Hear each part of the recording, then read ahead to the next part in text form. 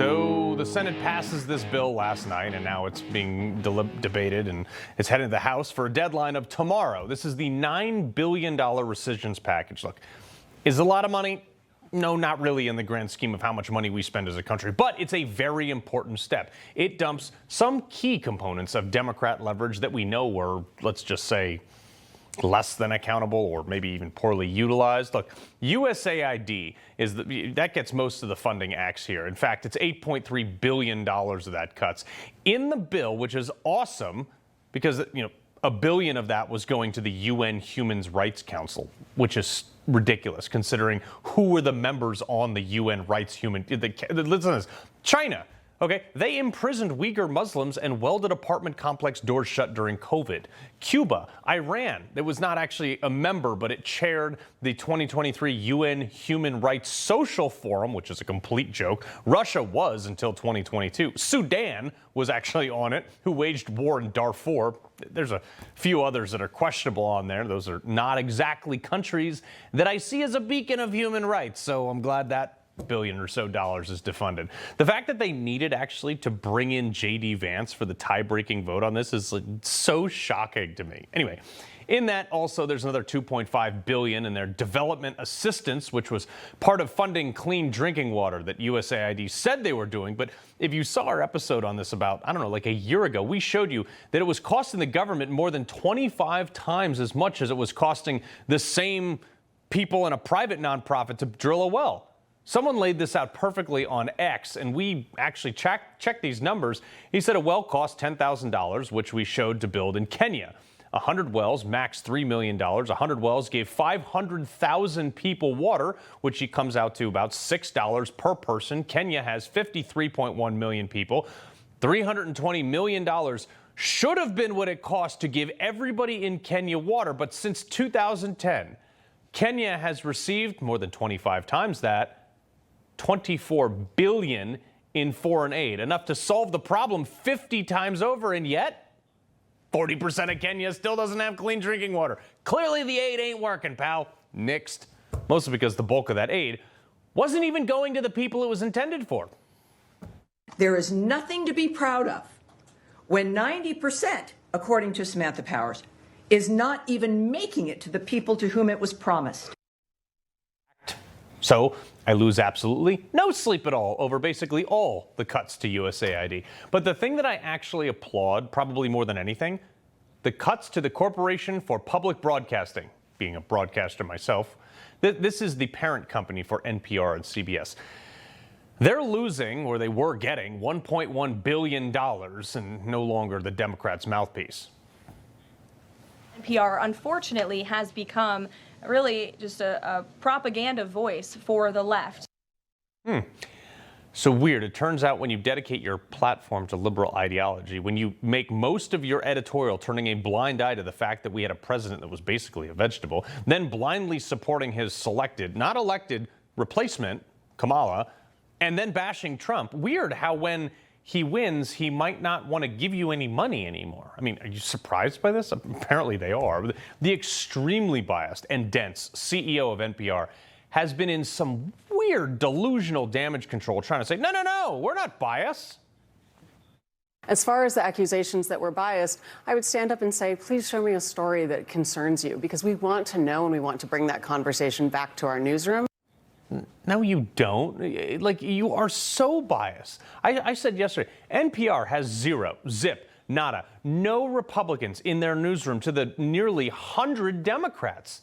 And you're going to stand there, owning a fireworks stand, and tell me that you're not biased? This is the woman who we are defunding right here.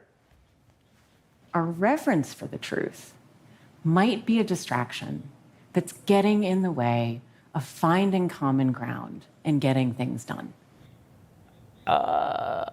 Dear Lord, well, your lack of truth just got in the way of your funding, lady. But her congressional hearing was probably the best. Do you believe that America is addicted to white supremacy? I believe that I tweeted that, and as I've said earlier, I believe much of my thinking has evolved over the last half decade. It has evolved. Why did you tweet that? I don't recall the exact context, sir, so I wouldn't be able to say. Okay, she went on to say that she actually was reading a book on it. She didn't remember a whole book.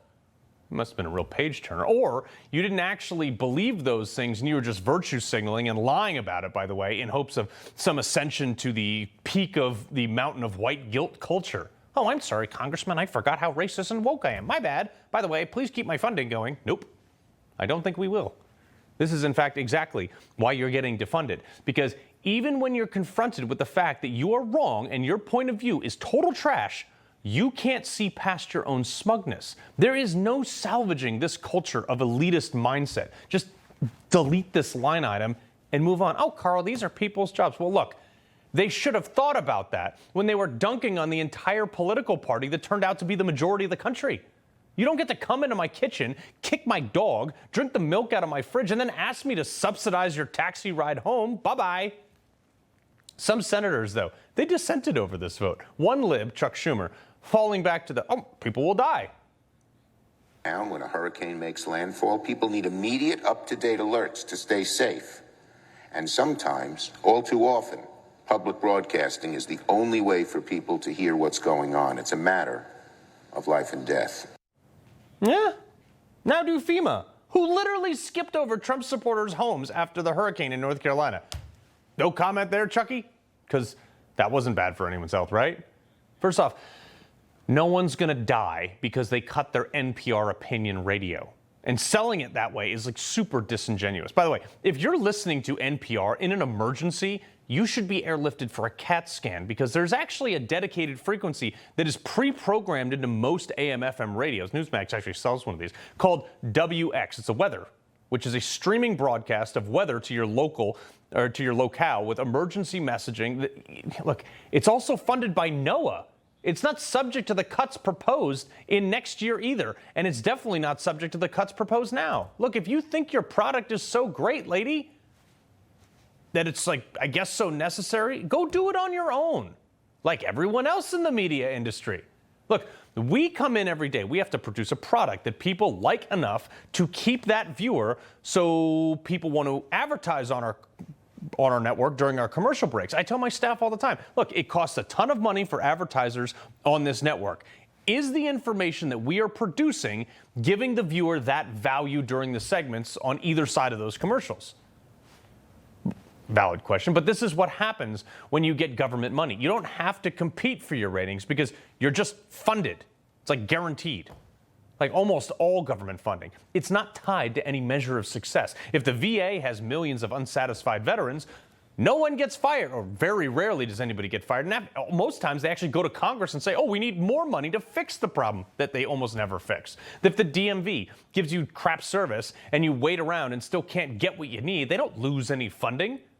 99% of government has no deliverables because, unlike the private sector, the government takes our money under the threat of imprisonment, we call it taxes, and then they give it to whoever they want.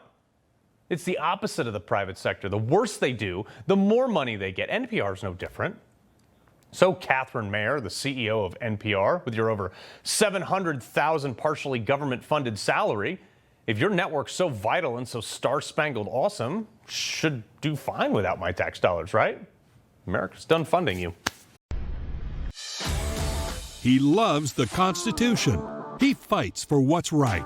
He hates the bad guys. He's a freedom warrior.